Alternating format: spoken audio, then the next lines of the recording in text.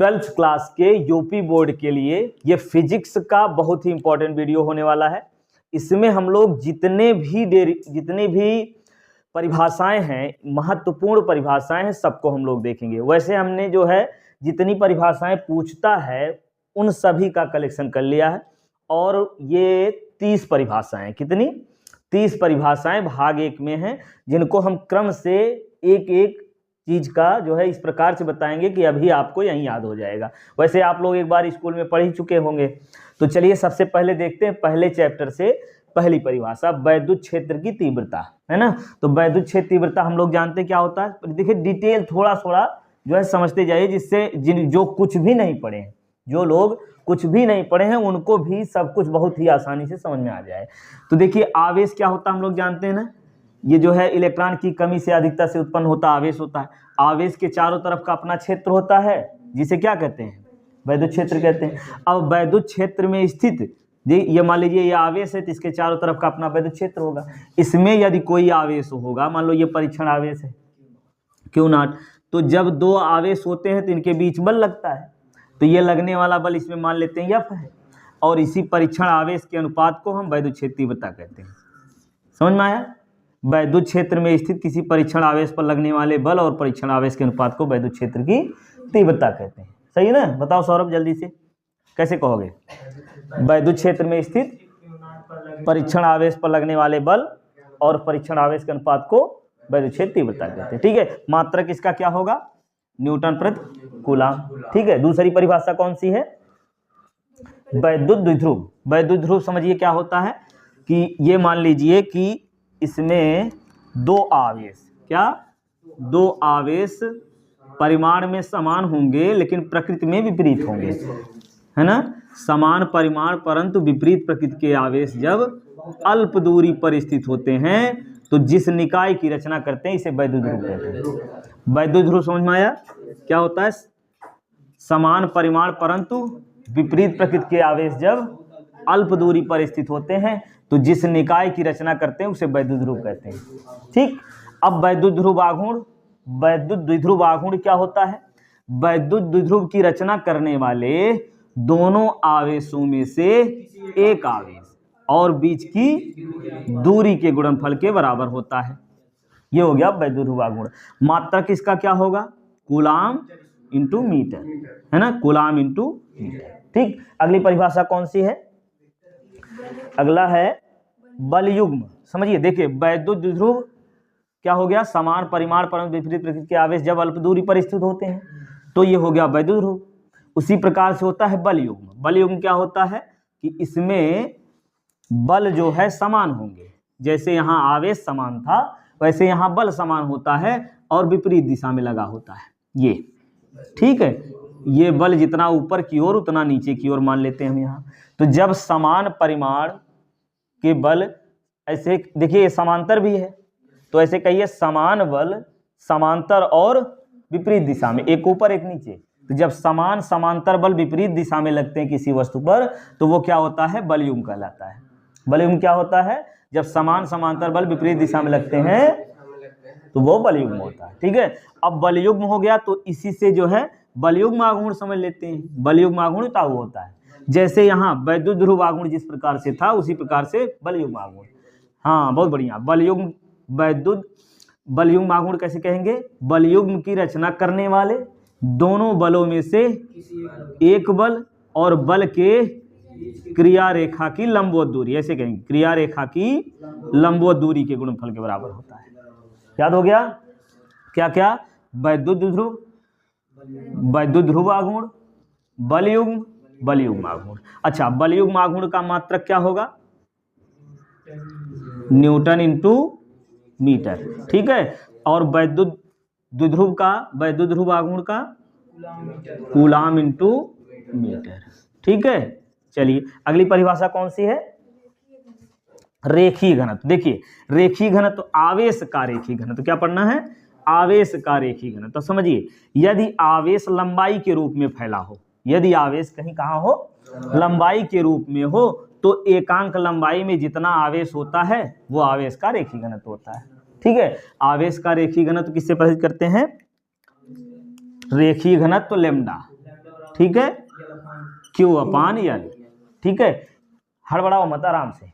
एकांक लंबाई में उपस्थित आवेश की मात्रा जो है आवेश का रेखीय घनत्व होती है, ठीक। तो जब आवेश लंबाई के रूप में होता है तो ये हो गया रेखीय घनत्व। इसी प्रकार से देखिए पृष्ठीय घनत्व या क्षेत्रीय घनत्व सिग्मा होता है। अब क्षेत्रीय घनत्व या पृष्ठीय घनत्व कब कहेंगे? जब आवेश क्षेत्रफल के रूप में फैला हो, यानी लंबाई चौड़ाई के रूप में या चादर के रूप में, है ना। तो यहाँ क्या होगा? एकांक क्षेत्रफल में उपस्थित आवेश की मात्रा आवेश का क्षेत्रीय घनत्व होती है। अब इसी प्रकार से आयतन घनत्व आवेश का आयतन घनत्व क्या होगा? एकांक आयतन में उपस्थित आवेश की मात्रा आवेश का आयतन घनत्व होती है। मात्रक तो सबका आसानी से लिख ही लेंगे, है ना। तो मात्रक जो है आवेश का रेखीय घनत्व का मात्रक क्या होगा? कूलाम प्रति मीटर, है ना, कूलाम प्रति मीटर। इसका क्या होगा? कूलाम प्रति मीटर स्क्वायर। यहाँ क्या होगा? कूलाम प्रति मीटर क्यूब, ये मीटर स्क्वायर, ठीक है। समझ में आ गया तीनों? चलिए इसके बाद अगली परिभाषा क्या है? वैद्युत फ्लक्स। समझिए वैद्युत फ्लक्स क्या है, ये देखिए। हाँ बताइए, ठीक है, क्या कह रहे हो? वैद्युत फ्लक्स, बहुत बढ़िया, ठीक है। देखिए ये आवेश है, आवेश के चारों तरफ अपना वैद्युत क्षेत्र होता है। इसी वैद्युत क्षेत्र में एक काल्पनिक पृष्ठ मान लेंगे। इस काल्पनिक पृष्ठ से जितनी वैद्युत बल रेखाएं गुजरेंगी वो क्या होता है?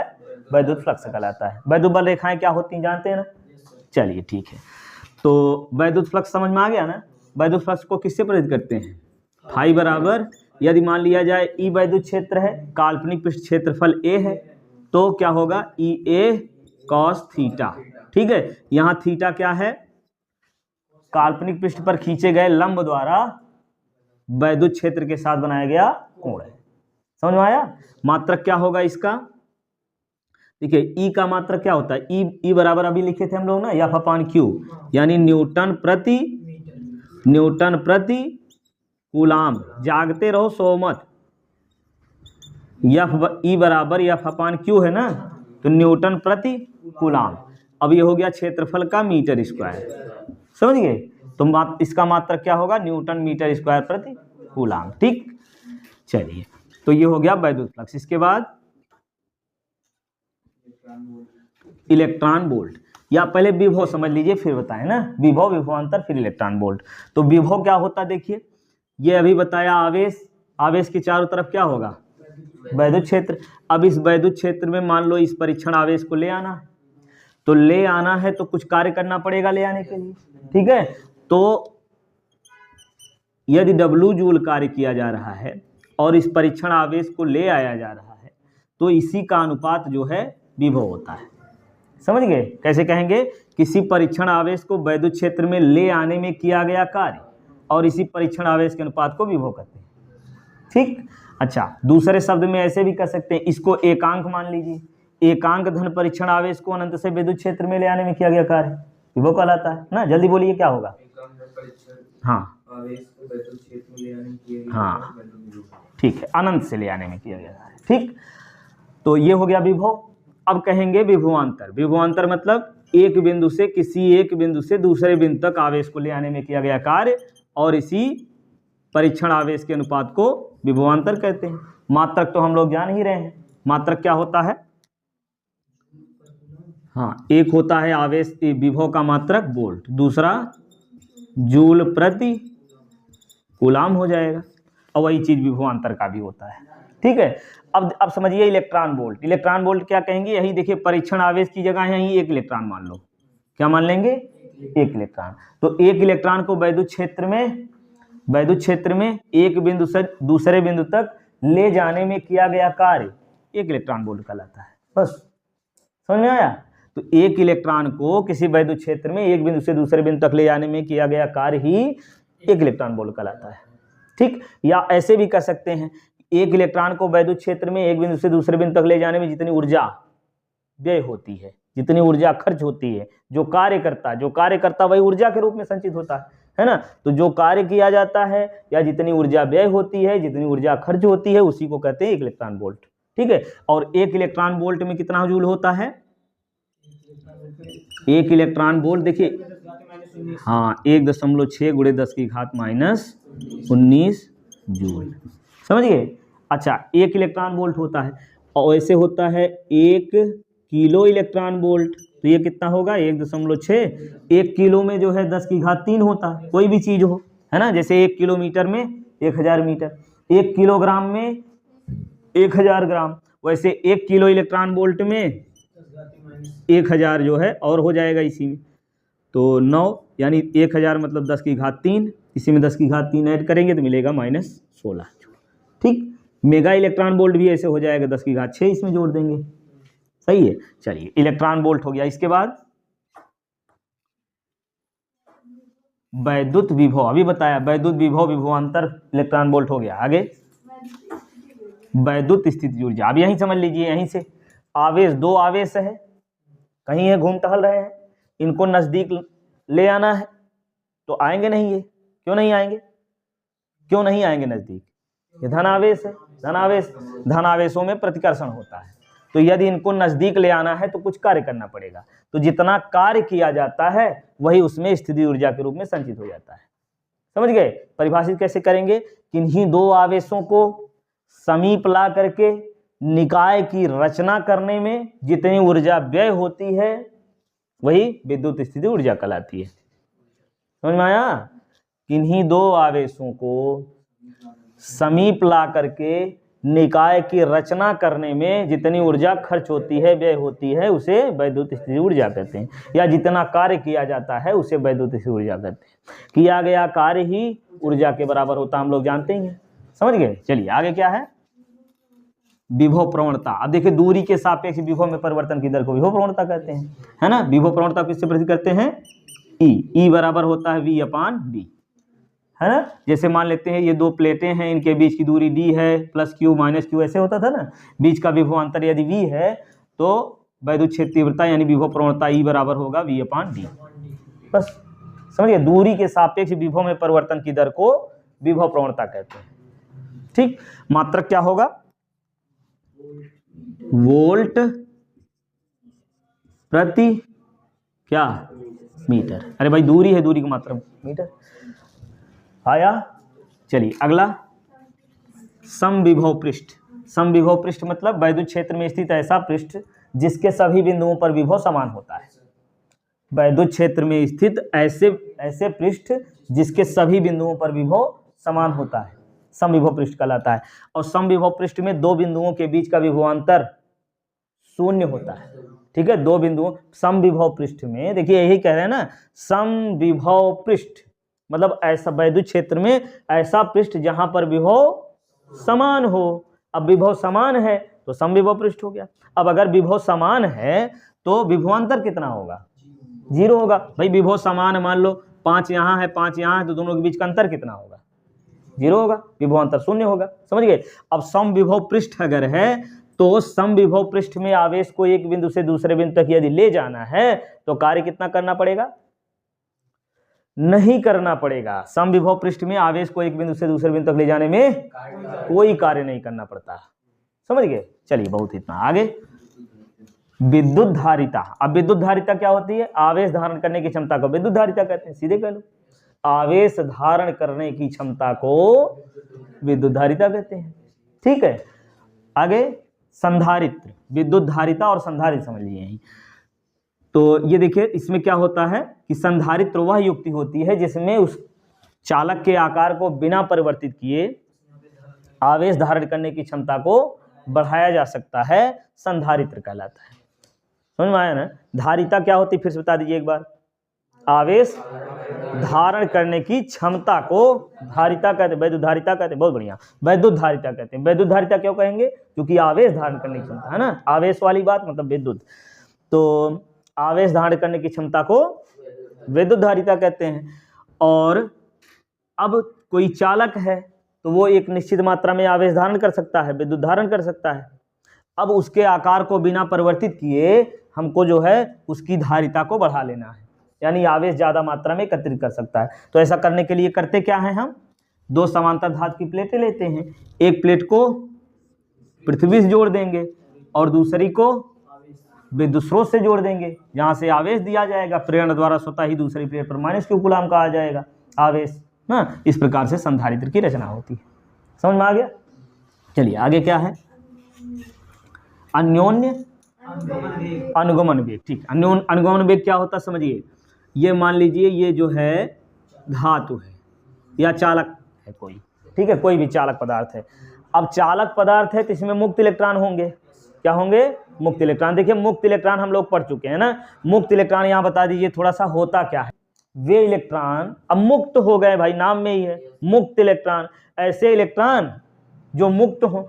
अब भाई मुक्त होंगे, किससे मुक्त होंगे? इलेक्ट्रॉन हम लोग जानते हैं नाभिक में धन आवेश होता है, किसी भी परमाणु के नाभिक में धन आवेश होता है। इलेक्ट्रॉन निश्चित ऊर्जा वाली कक्षाओं में चक्कर लगाते हैं। अब भाई ये इलेक्ट्रॉन नाभिक से बंधे हुए हैं ना, मुक्त नहीं है, तो जो इलेक्ट्रॉन मुक्त होते हैं वही मुक्त इलेक्ट्रॉन होंगे। अब मुक्त इलेक्ट्रॉन कौन होते हैं? नाभिक के बाहरी कोश के वे इलेक्ट्रॉन जिनका नाभिक के प्रति आकर्षण कम होता है ना। ये मुक्त तब बनते हैं, देखिए ये संयोजी कोश होता है, बाहरी कोश संयोजी कोश होता है। इलेक्ट्रॉनिक्स वाले में वहाँ डिटेल हमने बताया है। यहाँ जो है थोड़ा रिवाइज करते चलेंगे कि बाहरी कोश का इलेक्ट्रॉन जो है, बाहरी कोश के इलेक्ट्रॉन यही दूसरे परमाणु से संयोग करते हैं, इसीलिए इस इलेक्ट्रॉन को संयोजी इलेक्ट्रॉन कहते हैं। और जिस कक्षा में इलेक्ट्रॉन होते हैं संयोजी कोश कहते हैं। अब संयोजी कोश से इलेक्ट्रॉन जब बाहर आते हैं ना, तो इसको क्या कहते हैं? चालक बैंड यानी चालक कोश। तो इलेक्ट्रॉन जब ये बाहर यहाँ आएंगे तो इनका नाभिक के प्रति आकर्षण कम हो गया, तो यही गति करेंगे अनियमित रूप से। तो ये इलेक्ट्रॉन जो होते हैं वो मुक्त इलेक्ट्रॉन होते हैं। तो सीधे सीधे अभी इतना ही जानिए, इलेक्ट्रॉनिक्स में वहाँ डिटेल है, यहाँ इतना समझ लिए कि इलेक्ट्रॉन का नाभिक के प्रति आकर्षण जिनका कम होता है स्वतंत्र रूप से घूमते रहते हैं, अनियमित गति करते रहते हैं, मुक्त इलेक्ट्रॉन होते हैं। अनियमित रूप से गति करते रहते हैं, मुक्त इलेक्ट्रॉन होते हैं। इतनी बात जानिए ना। और जब इसी चालक को क्या करते हैं? विद्युत स्रोत से जोड़ देते हैं, विभवांतर लगा देते हैं इसमें, तो ये इलेक्ट्रॉन एक निश्चित वेग से नियमित रूप से गति करने लगते हैं। तो इनका जो वेग होता है उसी को अनुगमन वेग कहते हैं। ठीक, कैसे कहेंगे? कि जब किसी चालक को बाह्य स्रोत से, बाह्य विद्युत स्रोत से जोड़ते हैं तो मुक्त, इसमें उपस्थित मुक्त इलेक्ट्रॉन एक नियमित वेग से गति करने लगते हैं और इसी वेग को अनुगमन वेग कहते हैं। ठीक है, अनुगमन वेग के बाद क्या पढ़ना है? इसको किससे परिचित करते हैं? वीडी से, है ना। चलिए, और क्या है? धारा घनत्व। तो धारा घनत्व क्या होता है? जे, है ना। धारा घनत्व जे बराबर क्या होता है? इसकी परिभाषा हम नहीं बताएं, खुद से सोचो। देखो अभी बताया रेखीय घनत्व क्या होता है? एकांक लंबाई में उपस्थित आवेश की मात्रा ना, एकांक लंबाई में उपस्थित आवेश की मात्रा, तो आवेश का रेखीय घनत्व। यहाँ धारा घनत्व बनाना है, तो धारा घनत्व धारा की मात्रा होगी ना एकांक मात्रा में, तो एकांक क्या लिया जाता है? क्षेत्रफल, बस।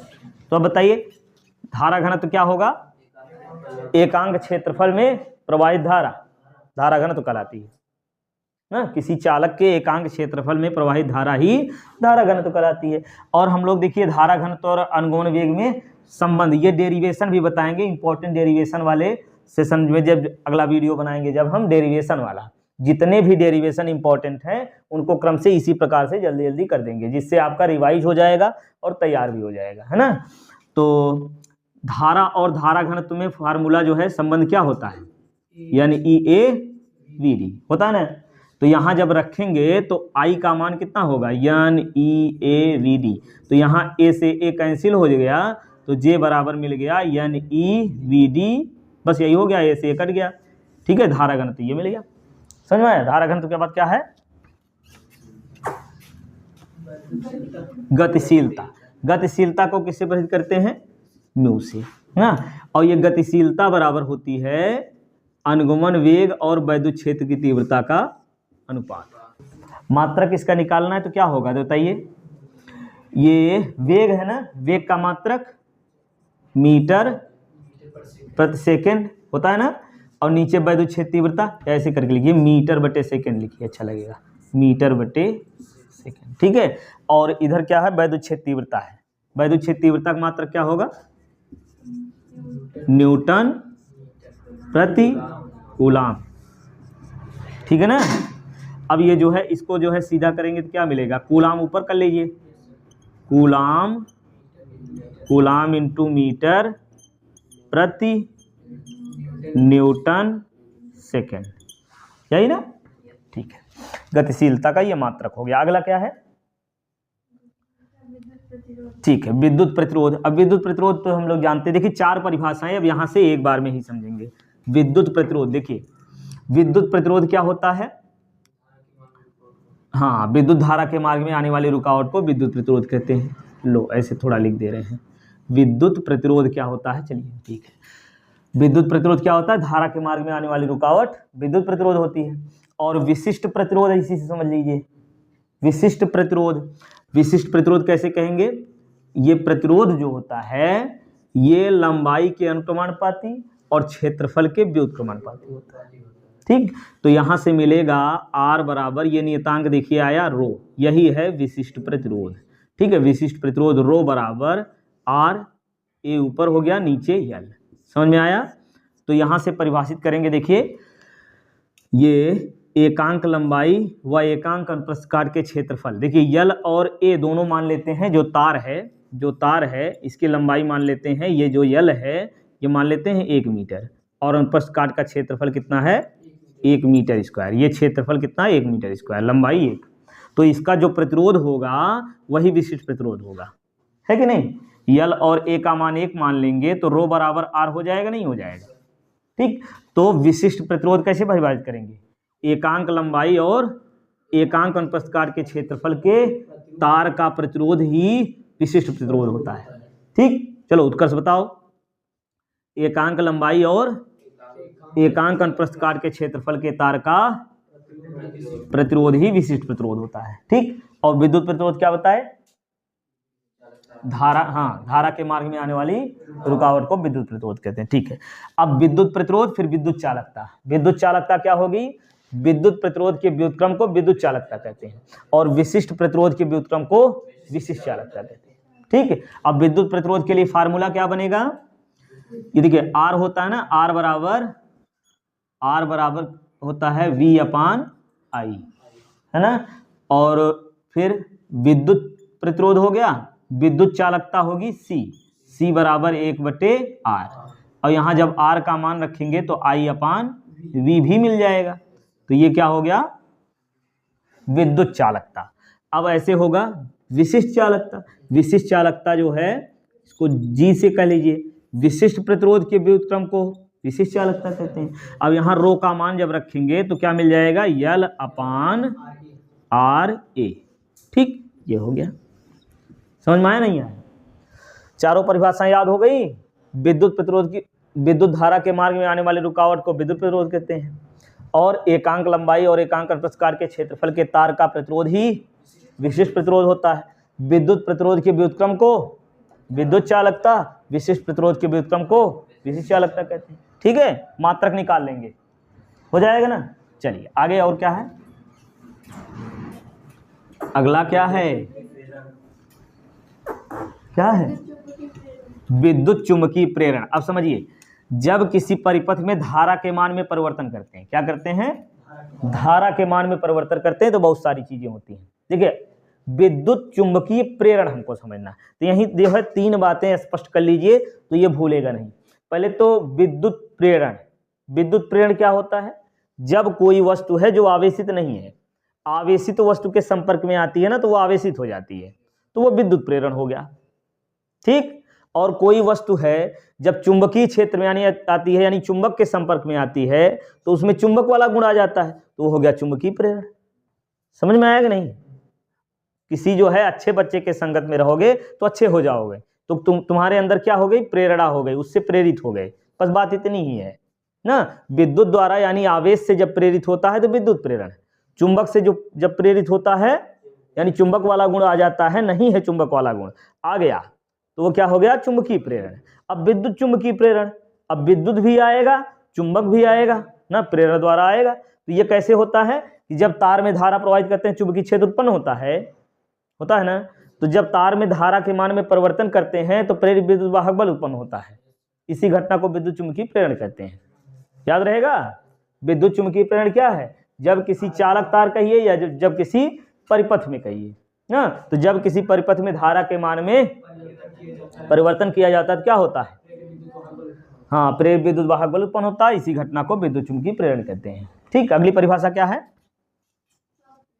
स्वप्रेरण। तो स्वप्रेरण, थोड़ा स्पीड से बोलिए, थोड़ा एनर्जी के साथ, स्वप्रेरण थोड़ा एनर्जी से बोलो। स्वप्रेरण क्या है समझिए, एक कुंडली है, क्या है, एक कुंडली है। अब इसमें जो है क्या करेंगे, एक सेल जोड़ देंगे, लो सेल जोड़ दिया, और क्या जोड़ेंगे, धारा नियंत्रक जोड़ लो। धारा नियंत्रक मतलब जिससे धारा के मान में भाई परिवर्तन करना हमको, ठीक है। तो जब किसी कुंडली में धारा के मान में परिवर्तन करते हैं तो हम लोग बहुत पहले जान रहे हैं कि धारा के मान में परिवर्तन होगा तो क्या क्या होगा, क्या क्या होगा, बहुत बढ़िया, प्रेरित विद्युत वाहक बल, प्रेरित धारा ना। पहली बात तो समझिए स्टेप वाइज, जब धारा प्रवाहित होती है चारों ओर चुंबकीय क्षेत्र उत्पन्न होता है। चुंबकीय क्षेत्र उत्पन्न होने का क्या मतलब है, चुंबकीय बल रेखाएं आई जो चुंबक को अपनी लौह वस्तुओं को अपनी ओर खींचेंगी, यही सब होता है। तो धारा प्रवाहित करते हैं, चुंबकीय बल रेखाएं आ गई, और चुंबकीय क्षेत्र में स्थित काल्पनिक पृष्ठ के लंबवत गुजरने वाली बल रेखा, चुंबकीय बल रेखाओं की संख्या को चुंबकीय फ्लक्स कहते हैं। वैद्युत क्षेत्र में वैद्युत फ्लक्स, चुंबकीय क्षेत्र में चुंबकीय फ्लक्स, सेम परिभाषा वही है ना। दोनों बताइए एक बार, वैद्युत फ्लक्स कैसे कहेंगे, वैद्युत क्षेत्र में स्थित काल्पनिक पृष्ठ के लंबवत गुजरने वाली बल रेखाओं की संख्या को वैद्युत फ्लक्स कहते हैं, और चुंबकीय क्षेत्र में स्थित काल्पनिक पृष्ठ के लंबवत गुजरने वाली चुंबकीय बल रेखाओं की संख्या को चुंबकीय फ्लक्स कहते हैं। तो धारा प्रवाहित किया, चुंबकीय बल रेखाएं आ गई, अब इसमें गति होगा तो बल रेखाओं की संख्या में परिवर्तन होगा, या धारा के मान में परिवर्तन होगा तो बल रेखाओं की संख्या में परिवर्तन होगा, और बल रेखाओं की संख्या को ही फ्लक्स कहते हैं, है ना। तो फ्लक्स में परिवर्तन होने का मतलब क्या है, बल रेखाओं की संख्या में परिवर्तन, समझ गए। तो धारा के मान में जब परिवर्तन करेंगे तो फ्लक्स में परिवर्तन हो रहा नहीं हो रहा है, हो रहा है। तो फ्लक्स में जब परिवर्तन होता है प्रेरित विद्युत वाहक बल उत्पन्न होता है और प्रेरित धारा बनने लगती है। इसी घटना को देखिए, ये काम जब किसी एक कुंडली में होता है तो इसी को कहते हैं स्वप्रेरण, स्वप्रेरण। तो स्वप्रेरण फिर से समझिए कैसे कहेंगे, जब किसी कुंडली में बताइए धारा के मान में परिवर्तन करते हैं तो फ्लक्स में देखिए ज्यादा कुछ कहने की जरूरत नहीं है, जितने से काम चल जाए उतना कहिए, जानते रहिए सब कुछ, है ना। जब कुंडली में धारा के मान में परिवर्तन करते हैं तो प्रेरित विद्युत वाहक बल उत्पन्न होता है और प्रेरित धारा बनने लगती है। इस घटना को स्वप्रेरण कहते हैं, ठीक है। अब ये देखिए स्वप्रेरण कहते हैं। अब इसी में समझिए कि इसमें फ्लक्स ग्रंथिताओं की संख्या एक चीज होता है, क्या होता है, फ्लक्स ग्रंथिताओं की संख्या क्या होती है, चुंबकीय फ्लक्स, किसी एक फेरे से उत्पन्न चुंबकीय फ्लक्स और फेरों की संख्या का गुणनफल ही फ्लक्स ग्रंथिताओं की संख्या होती है। फ्लक्स ग्रंथिताओं की संख्या क्या होती है बताइए, कुंडली में फेरों की संख्या और उसमें उत्पन्न चुंबकीय फ्लक्स का गुणनफल जो होता है, सही है। अब ये जो फ्लक्स ग्रंथिताओं की संख्या होती है ये इसमें बहने वाली धारा के अनुक्रमानुपाती होती है, ठीक है। तो यहां से अब क्या मिलेगा, ये प्रोपोर्शनल हटाइए, आया नियतांक यल आई, तो यहाँ यल क्या होता है भाई, स्वप्रेरण गुणांक, बहुत बढ़िया। तो स्वप्रेरण और स्वप्रेरण गुणांक यहीं परिभाषित कर लीजिए। स्वप्रेरण गुणांक कौन परिभाषित करेगा, आई का मान 1 मान लो तो यही वाला इसके बराबर हो जाएगा, है ना, ये वाला इसके बराबर हो गया, इसी को कह देंगे स्वप्रेरण गुणांक। बताइए, बताओ उत्कर्ष, 1 मिनट, उत्कर्ष बताओ, बोलो। यदि कुंडली में 1 एम्पियर धारा प्रवाहित की जाए तो कुंडली के फ्लक्स ग्रंथिताओं की संख्या ही इस कुंडली की स्वप्रेरण गुणांक कहलाती है, समझ गए। और स्वप्रेरण गुणांक का मात्रक होता है, वाह, हेनरी। 1 हेनरी कैसे कहेंगे, शरत बताओ, 1 हेनरी क्या होगा, स्वप्रेरण गुणांक 1 हेनरी कब होगा, जब कुंडली में 1 एम्पियर प्रति सेकंड की दर से धारा में परिवर्तन हो और कुंडली के फ्लक्स ग्रंथिताओं की संख्या 1 हो, ठीक है, दोनों 1 मानेंगे तभी तो 1 हेनरी होगा। फ्लक्स ग्रंथिताओं की संख्या 1 हो तो कुंडली का स्वप्रेरण गुणांक 1 हेनरी होता है, समझ में आ गया। चलिए, स्वप्रेरण गुणांक। अब अन्योन्य प्रेरण, अन्योन्य प्रेरण गुणांक। अन्योन्य प्रेरण क्या होता है, देखिए 2 कुंडली लेंगे इसी में बनाने, एक कुंडली है, चलो फिर से बना दे रहे हैं, आलस्य जो है बुरी बला है, इससे दूर रहो। ये जो है अन्योन्य प्रेरण जो हो गया ना, इसके लिए भाई 2 कुंडली की आवश्यकता होगी, तो एक कुंडली में जो है डायरेक्ट धारा मापी जोड़ देंगे और कुछ मत जोड़ो, ठीक। तो समीप में रखी दो कुंडलियों में से एक कुंडली में जब धारा के मान में परिवर्तन करते हैं तो स्वतः ही समीप में रखी दूसरी कुंडली में प्रेरित विद्युत वाहक बल और प्रेरित धारा उत्पन्न हो जाएगी। तो इस घटना को अन्योन्य प्रेरण कह देंगे। अन्योन्य प्रेरण समझ में आया क्या है? समीप में रखी दो कुंडलियों में से किसी एक कुंडली में धारा के मान में जब परिवर्तन करते हैं स्वतः दूसरी कुंडली में प्रेरित विद्युत वाहक बल और प्रेरित धारा बनने लगती है। इस घटना को अन्योन्य प्रेरण कहते हैं। अच्छा, अब अन्योन्य प्रेरण गुणांक या अन्योन्य प्रेरकत्व, जैसे यहां होता था, नहीं कहा ना, स्वप्रेरण गुणांक को और क्या कहते हैं? स्वप्रेरकत्व। स्वप्रेरण गुणांक कहिए या स्वप्रेरकत्व, बात एक ही है। वैसे यहां भी अन्योन्य प्रेरकत्व कहिए या अन्योन्य प्रेरण गुणांक। ठीक, तो अब यहां से देखिए होगा क्या। प्राथमिक कुंडली में धारा के मान में अच्छा एक चीज और, जिस कुंडली में धारा के मान में परिवर्तन करते हैं वो होती है प्राथमिक, और जिसमें प्रेरित विद्युत वाहक बल उत्पन्न होता है वो होती है द्वितीयक, है ना। तो प्राथमिक कुंडली में फेरों की संख्या हम लोग N1 मानते हैं, चुंबकीय फ्लक्स φ1 मानते हैं, बहने वाली धारा I1 मानेंगे। ठीक, और द्वितीय कुंडली फेरों की संख्या N2, चुंबकीय फ्लक्स φ2, बहने वाली धारा I2 मानते हैं। ये पता है ना। अच्छा, अब इसमें समझिए कि धारा के मान में परिवर्तन किसमें हो रहा है? प्राथमिक कुंडली में। धारा के मान में परिवर्तन प्राथमिक कुंडली में। तुम यहाँ कैसे सोते रहते हो? सोचा करो फिर बोला करो थोड़ा सा। तो प्राथमिक कुंडली में धारा के मान में परिवर्तन हो रहा है, फिर द्वितीय कुंडली में क्या हो रहा है? हाँ, प्रेरित विद्युत वाहक बल उत्पन्न हो रहा है और प्रेरित धारा बह रही है। ठीक, तो अब यहाँ से थोड़ा सा हमको बता दीजिए, जैसे यहाँ हमने किया फ्लक्स ग्रंथिताओं की संख्या बहने वाली धारा के अनुपाती होती है, वैसे यहाँ भी करना है, फ्लक्स ग्रंथिताओं की संख्या धारा के अनुपाती होती है। तो यहाँ बताइए कौन सी फ्लक्स ग्रंथिताओं की संख्या ली जाएगी और कौन सी धारा ली जाएगी, बताओ। ठीक, किसके? बहुत बढ़िया। देखिए, द्वितीय कुंडली में प्रेरित विद्युत वाहक बल उत्पन्न हो रहा है, इसलिए जो है फ्लक्स ग्रंथिताओं की संख्या कौन सा ली जाएगी? द्वितीय कुंडली वाला। तो द्वितीय कुंडली के फ्लक्स ग्रंथिताओं की संख्या प्राथमिक कुंडली में धारा के मान में परिवर्तन के अनुक्रमानुपाती होती है। प्राथमिक कुंडली में जो धारा प्रवाहित होती है उसके अनुक्रमानुपाती होती है, ऐसे भी कह सकते हैं। तो अब यहां से हमको मिलेगा, अच्छा ये बताइए, अन्योन्य प्रेरण समझ में आया? देखिए, अंत में जब अड़ा करके हो, कितनी बार बताएं, अंत में अड़ा करके हो तो वो जो है या ना भी होता है ना या अड़ा करके हो तो वो जान लो प्रक्रिया होती है कोई ना, या कोई घटना होती है ना। जैसे स्वप्रेरण, ये क्या है? प्रक्रिया है। कौन सी प्रक्रिया है? समीप में रखी दो कुंडलियों में से एक कुंडली में धारा के मान परिवर्तन करते हैं तो द्वितीय कुंडली में प्रेरित विद्युत वाहक बल प्रेरित धारा रहती है। इस घटना को या इस प्रक्रिया को क्या कहते हैं? अन्योन्य प्रेरण कहते हैं। चलिए, तो यहां से मिलेगा द्वितीय कुंडली के फ्लक्स ग्रंथिताओं की संख्या प्राथमिक कुंडली में प्रवाहित धारा के अनुक्रमानुपाती होती है। तो यहां से मिल जाएगा एक नियतांक N(I1) म्यूचुअल इंडक्शन। तो यम मिल गया यहां से। तो यम बराबर क्या मिलेगा? N2 φ2/I1 कर लो। ठीक, तो यहां से अन्योन्य प्रेरण ये घटना हो गई। अब यहां कहेंगे ये यम क्या है? एक नियतांक जिसको अन्योन्य प्रेरकत्व, चलिए लिख दे रहे हैं थोड़ा सा, अन्योन्य प्रेरकत्व या अन्योन्य प्रेरण गुणांक कहते हैं। अन्योन्य प्रेरकत्व या अन्योन्य प्रेरण गुणांक कहते हैं। ठीक है, अब अन्योन्य प्रेरकत्व या अन्योन्य प्रेरण गुणांक यम को परिभाषित करिए यहां से। कैसे कहेंगे? जब प्राथमिक कुंडली में 1 एम्पीयर प्रति सेकंड की दर से धारा के मान में परिवर्तन हो तो द्वितीय कुंडली के फ्लक्स ग्रंथिताओं की संख्या ही कुंडली के अन्योन्य प्रेरकत्व या अन्योन्य प्रेरण गुणांक के बराबर होती है।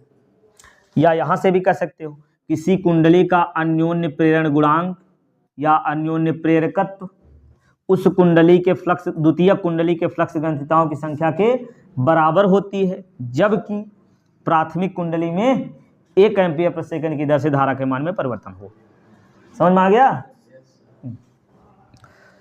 चलिए विपुल बताओ एक बार, अन्योन्य प्रेरकत्व या अन्योन्य प्रेरण गुणांक क्या होगा? धारा के मान में परिवर्तन हो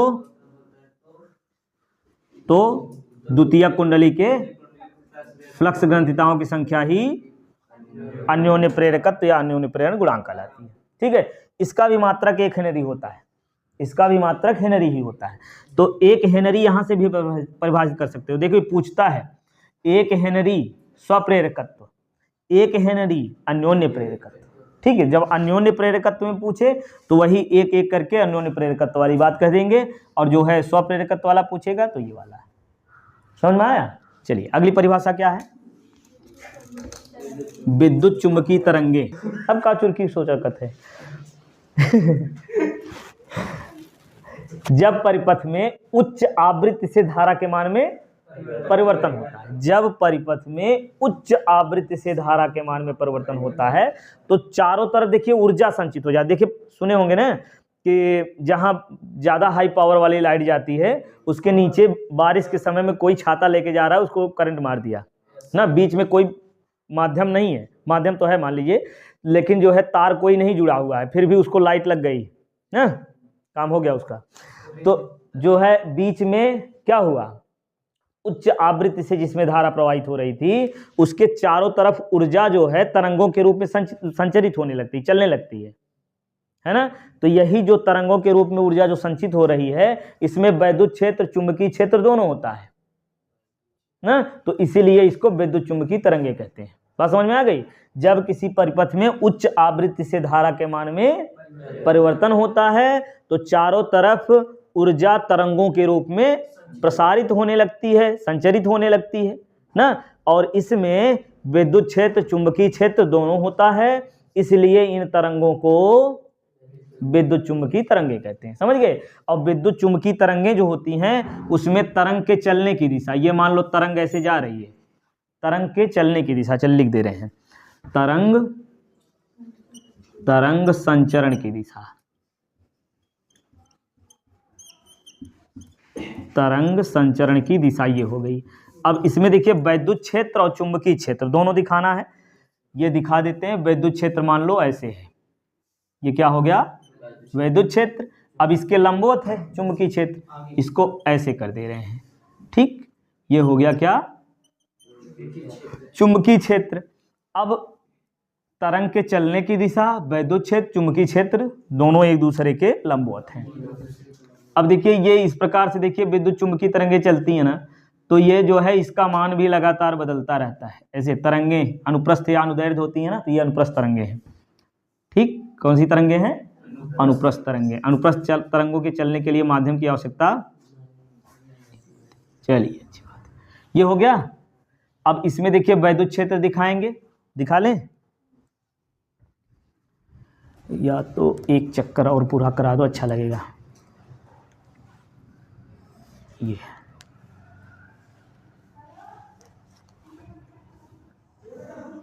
ठीक है ना। अब देखिए वैद्युत क्षेत्र इसमें कैसे दिखाएं, ध्यान समझिए। वैद्युत क्षेत्र की दिशा इधर है ना, तो ठीक इसी प्रकार से दिखाइए यहाँ, ये समझ में आया? पहले वैद्युत क्षेत्र दिखा रहे हैं, अब इसी के विपरीत यहां हो जाएगा, ये भी क्या है वैद्युत क्षेत्र ही है।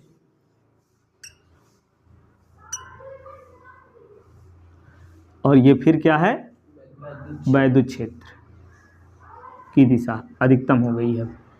ठीक, अब फिर देखिए यहां चुंबकीय क्षेत्र दिखाएंगे, ये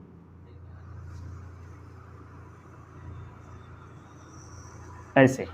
ठीक, अब यहां ये जो चुंबकीय क्षेत्र है, ये चुंबकीय क्षेत्र वाला जो वेक्टर खींचे उसके समांतर खींचेंगे, मतलब ऐसे। समझ में आया? इस प्रकार से ये बनाएंगे। ये हो गया विद्युत चुंबकीय तरंगे, ये हो गई विद्युत चुंबकीय तरंगे। अब यहाँ इसको ये इस प्रकार से देखिए, इसी के समांतर होना चाहिए। समझ में आ गया? विद्युत चुंबकीय तरंगों में क्या होता है, वैद्युत क्षेत्र चुंबकीय क्षेत्र और तरंग संचरण की दिशा तीनों परस्पर एक दूसरे के लंबवत होती हैं। ठीक, अच्छा, इस प्रकार से देखिए ये भाग 1 की जितनी भी परिभाषाएं थी सब कुछ हो गया ना। इसको अच्छे से पढ़ के जाइए, ये 1 नंबर 2 नंबर में ये जरूर आता है। ठीक है, अब अगले वीडियो में हम लोग क्रम से पूरा डेरिवेशन करेंगे भाग 1 का। जितने इंपॉर्टेंट डेरिवेशन है कम से।